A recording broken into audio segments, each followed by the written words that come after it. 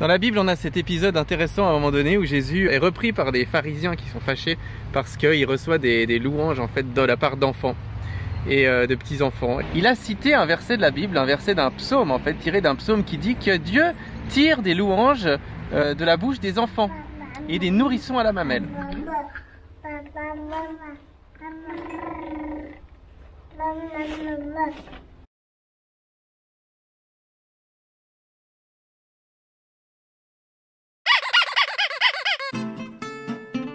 Actuellement à l'Université des Hautes-Alpes où je vais aller poser la question à un savant émérite, le professeur Tupolev. Donc il travaille à l'université ici et venez avec moi tout simplement. Voilà professeur, bonjour. Oui, bonjour monsieur. Malgré un programme très chargé, le professeur Tupolev m'accorde quelques minutes dans le parc de l'université. Donc c'est une question quand même qui nécessite vos éclaircissements finalement. Oui. Donc à votre avis, dans les lectures que vous avez faites, quelles sont les interprétations de ce passage finalement? Alors elles sont nombreuses et variées.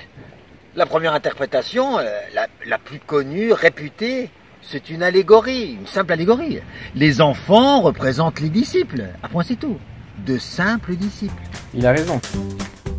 Nous qui sommes des disciples fiers de travailler pour le royaume de Dieu, mais du point de vue de Dieu, imaginez que nous soyons simplement comme des petits enfants qui essayent de sortir du bac à sable et de travailler pour le royaume de Dieu.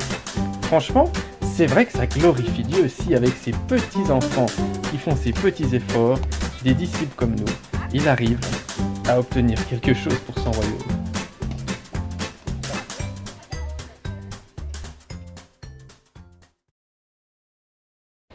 La deuxième interprétation, celle que propose Jean Calvin, c'est que ces enfants, en fait, sont comme ces enfants qui ont besoin de lait.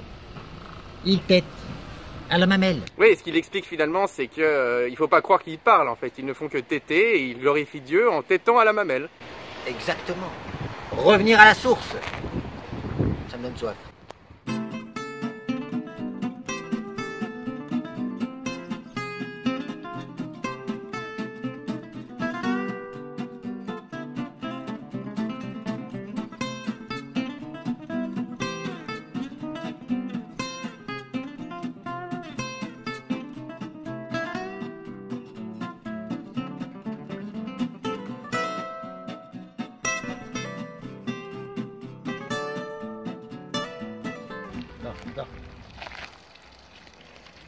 Est-ce que vous auriez une troisième interprétation? Oui, mais celle-là est ridicule. Viens, viens, viens. Regardez. Cette interprétation se trouve même pas dans les bibliothèques. On les trouve à peine dans les jardins. Théâtre sacré les Cévennes. Ça tient pas debout, c'est du flan, du mou, du yaourt. Ce livre dont parle le professeur est un recueil de témoignages, des Camisards au XVIIIe siècle. C'étaient des protestants dans le sud de la France qui étaient persécutés à cause de leur foi. Pendant cette période-là, ils avaient une sorte de connexion avec le ciel, des petits prophètes cévenols. Et justement, parmi ces prophètes, il y avait des enfants. Comme nous étions ensemble, une fille de la maison vint appeler sa mère, qui était avec nous, et lui dit « Ma mère, venez voir l'enfant ». Ensuite de quoi la mère elle-même nous appela, nous disait que nous vinssions voir le petit enfant qui parlait. Donc il demandait de venir. Elle ajouta qu'il ne fallait pas nous épouvanter et que ce miracle était déjà arrivé. Aussitôt nous courûmes tous.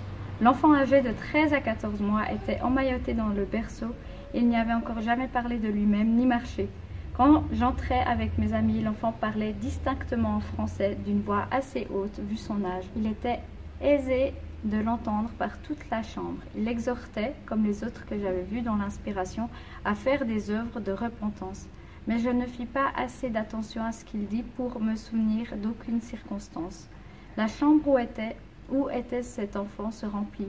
Il y avait pour le moins 20 personnes et nous étions tous pleurant et priant autour du berceau. Un bébé qui parle à 13 mois, qui n'a jamais parlé et qui glorifie Dieu de sa bouche. Je sais pas, moi je me mets assez vite à la place des gens en fait quand je lis. Ouais.